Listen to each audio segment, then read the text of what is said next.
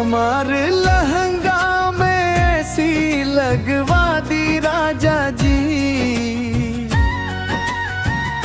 गर्मी के मौसम में राहत दिला दी राजा जी। माथा से टपके पसीना बड़ा सतावे जी, हमारे लहंगा में ऐसी लगवा दी राजा जी। जेठ के दोपहरिया आग बरसे आकाश से,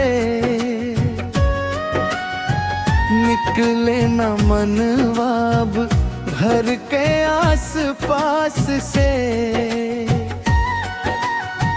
पंखा भी हार गइल कूलर थकाइल बा, गर्मी के मार से बदन घबराइल बा। नीम के छविया में खटिया बिछा दी राजा जी, हमारे लहंगा में ऐसी लगवा दी राजा जी। गर्मी के मौसम में राहत दिला दी राजा जी।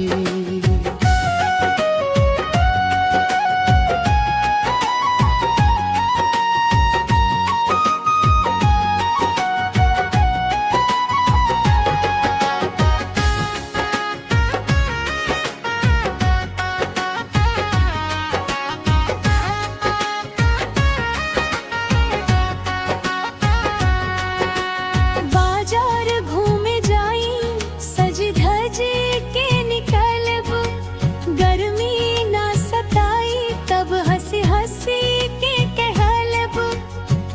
लाल चुनरिया पर चमके सितारा हो, तोहरे संग लागे हर दिन त्योहार हो। एक ठो छोट हन पंखा लगवा जी, हमारे लहंगा में ऐसी लगवा दी राजा जी।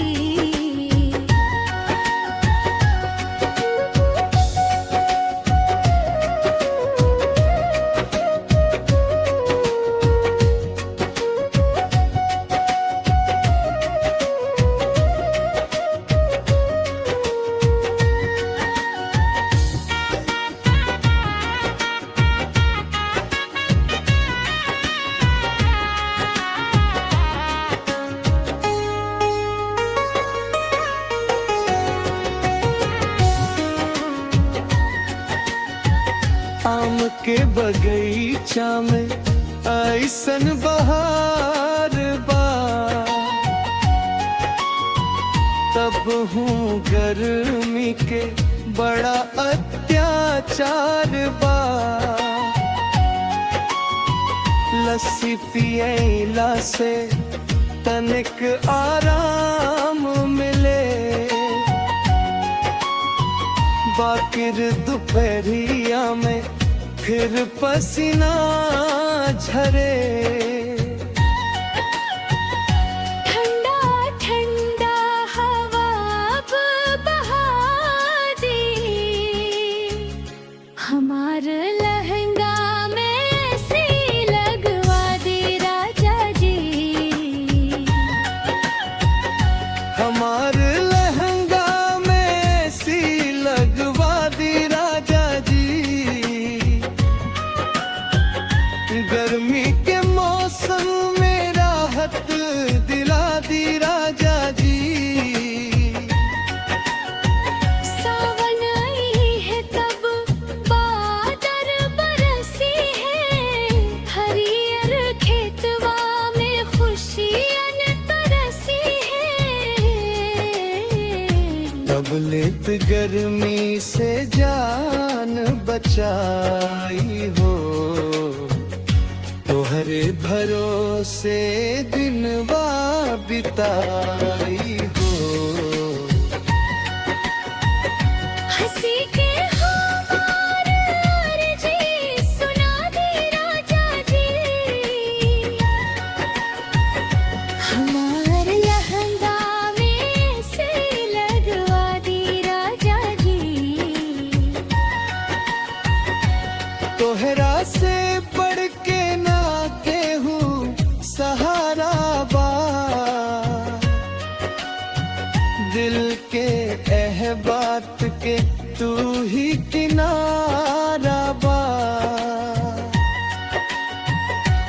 छोट छोट सपना हम तोहरा से कहिले हर